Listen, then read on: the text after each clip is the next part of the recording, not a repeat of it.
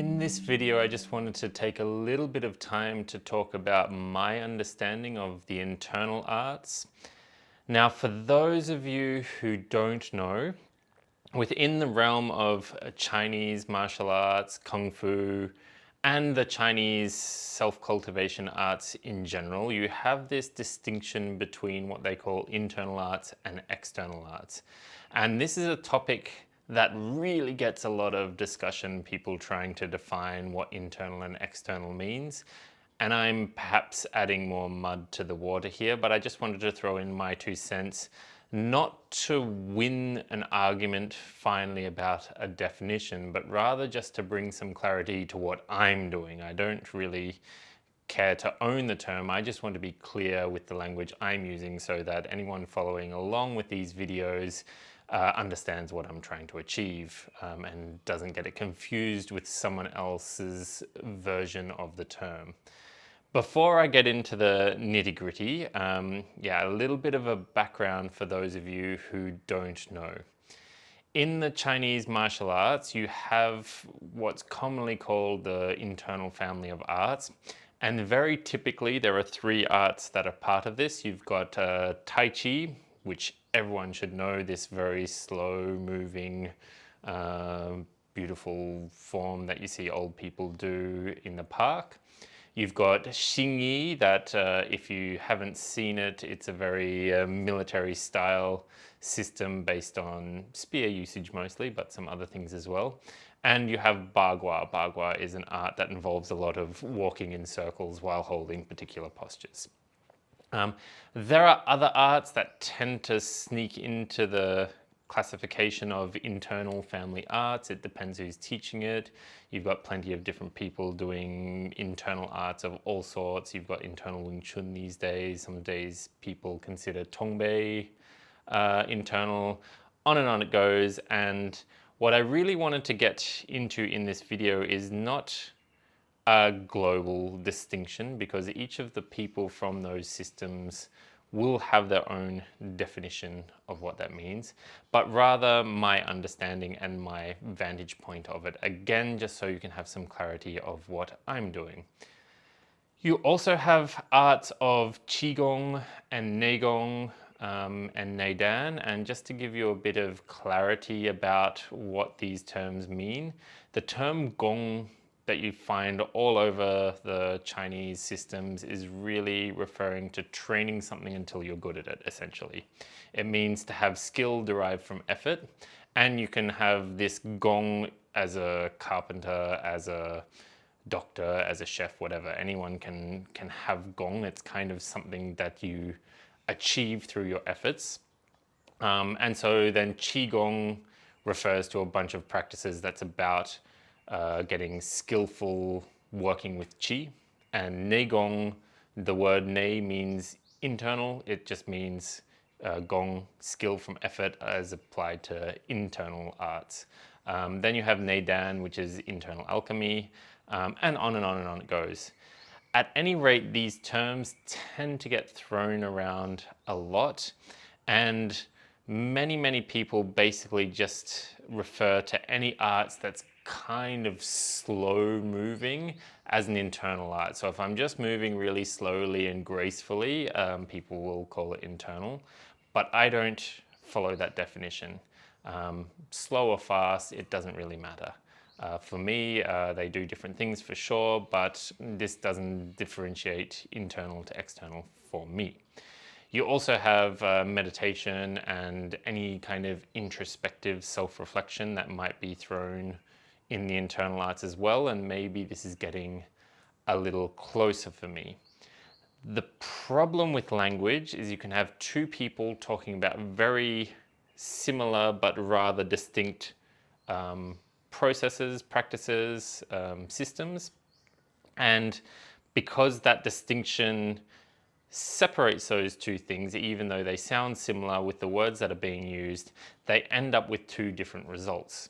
So for example, if I have a yoga practitioner tell me that they're doing internal training with their yoga, I want to see what the result is that is produced. Is there any kind of way to show the internal changes that have been made?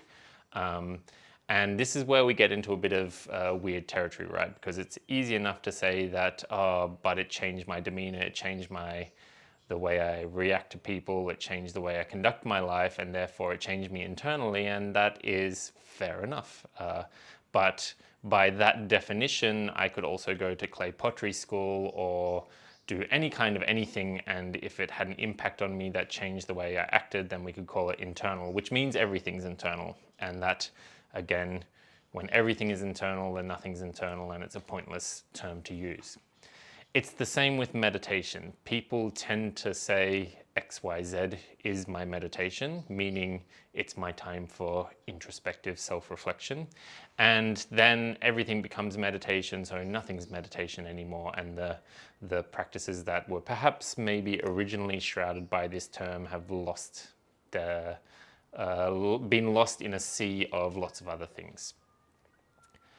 How I define internal is with two particular aspects. The first is that physically the mechanisms that drive internal practices compared to external practices are very different.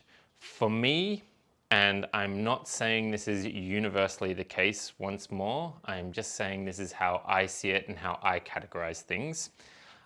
For me, an external art is any art where my mind is concerned with the governing of the coordination of the body. So I'm doing whatever practice I'm doing, and my mind is really trying to work out that the hand goes here, the elbow goes there, the shoulders go here, it should be aligned like this.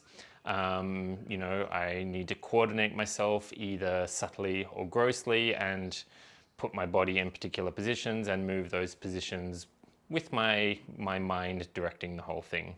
This is what I would call an external practice. And I'll get into this a bit more, but I don't believe external to be superior to internal. They are just two sides of a coin. So one's not better than the other. Internal practices, on the other hand, put the mind towards something more subtle. Actions of release, actions of shifting the point of attention through my body without trying to make movements happen from that shift. So here I have, say, putting my attention towards, let's say, rising through the right side of my body. And if my internal systems are trained well, then my body starts to respond from that intention where the flesh is doing something. Here, I'm not directing my shoulder to lift, my arm to go. It's not an act of coordination. The movement that happens isn't caused, it is the result. So I've had a particular intention to listen to or release or open through certain parts of my body. And as that practice gets more refined, it feels less and less like I'm telling it to do something and more like I'm letting it do something. And this is where we really start to find the distinction, I think, or at least in my categorization, between internal and external. So that as I release through my side with a basic intention for things to rise, that there starts to be this rising through the right side and systems adjusting around that. This means the internal practices have a rather specific flavor to them, but it also means that the edge between internal and external is not so clear, because you could argue that release, opening of tissues and stuff like this is rather the mind telling the body to coordinate something, and that's not so far-fetched. That's reasonably accurate. But I do personally feel a big difference between if I make the motions physically, like this, compared to if I don't focus on the motions at all and just let the mind move through the tissues of its own accord. So this is kind of where I'm starting to see the difference between an internal and an external mechanism. Talking about the mind, it's really, for me, the difference between a dictatorship and an alliance. In external arts, no matter how good I am at coordination, it's still basically, or not always, but can be the mind forcing the body to do something the body may not necessarily want to do. So what I mean is you have an artist who's very good at basketball or what have you, they may have trained the control of the mind over the body to such a degree that whatever thing they want to do, the body performs really, really precisely well.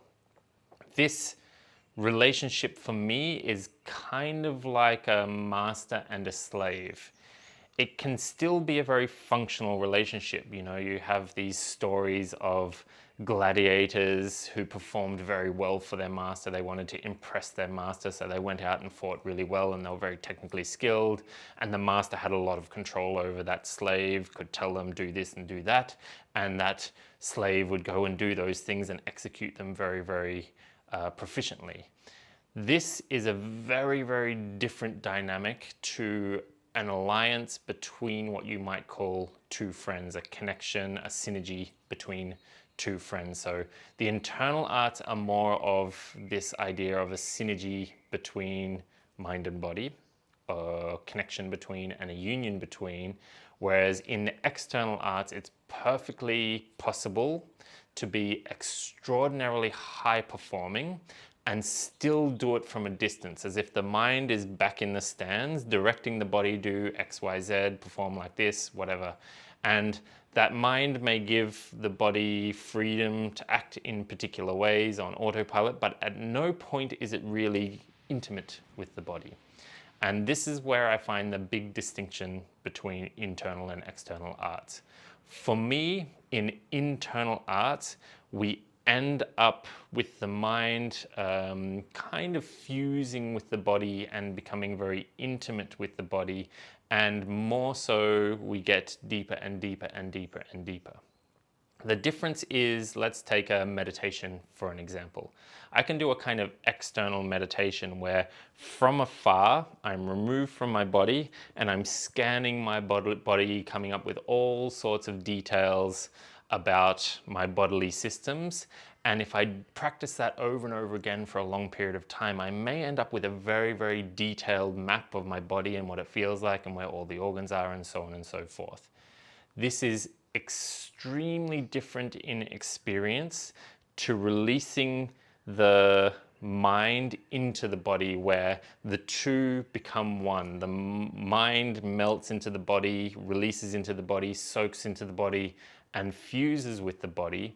And you have this very strange experience where the body becomes kind of autonomous. It's like it operates on its own, but it's done with full and very, very intimate awareness from the mind. And in this arrangement, the mind starts to have, or starts to be able to give high level commands, say, grab that cup over there. And instead of micromanaging how the cup is retrieved, the body just does it and gets the job done. So again, I refer to this kind of arrangement a little bit like an alliance. The mind is not controlling the body, the mind is working with the body. And this relationship must go two ways, where the body also communicates with the mind and gives information to the mind. Say, don't do that, you're going to hurt yourself. These kind of